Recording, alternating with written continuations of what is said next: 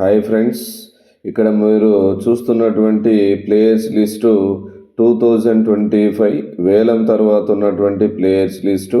ఈ లిస్టులో ఏ ప్లేయర్ను ఏ టీము ఎంత కొనదో క్లియర్గా చూపిస్తూ ఉంది. అలానే ఇక్కడ అన్ని టీమ్స్ యొక్క ప్లేయర్స్ లిస్టు అంటే మెయిన్ ప్లేయర్స్ లిస్టును చూపిస్తున్నాను. సో ఈ ఇయర్ మీకు నచ్చిన టీము, అలానే స్ట్రాంగెస్ట్ టీమ్ అని ఏ టీంని మీరు ఫీల్ అవుతున్నారో ఒకసారి కామెంట్ చేయండి. నా వరకైతే ఈ year Sunrisers Hyderabad team బాగా స్ట్రాంగ్గా ఉంది అనిపిస్తుంది. ఎందుకంటే వాళ్ళకు భారీ హిట్టర్స్ ఉన్నారు, అలానే మంచి బౌలర్స్ ఉన్నారు. కాకపోతే ఒక భువనేశ్వర్ కుమార్ను వాళ్ళు వదులుకున్నారు. అదొకటి నాకు తెలిసినంత వరకు వాళ్ళకు ఒక minus. At the same time వాళ్ళకు మంచి బౌలర్ను కూడా తీసుకున్నారు, హర్షల్ లేనా పటేల్.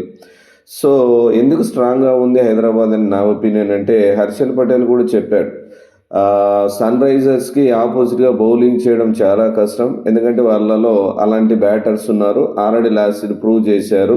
అందుకని నాకు ఆ టీంలో నుండి వేరే టీంకి ఆపోజిట్గా బౌలింగ్ చేయడం అన్నది నేను బాగా ఎంజాయ్ చేస్తానని చెప్పాడు. అలానే అదర్ టీమ్స్ తీసుకుంటే యాజ్ యూజువల్ చెన్నై ధోని నమ్ముకొని ఉంది. అలానే మనకు కొన్ని టీమ్స్కి కెప్టెన్స్ చేంజ్ అయ్యారు.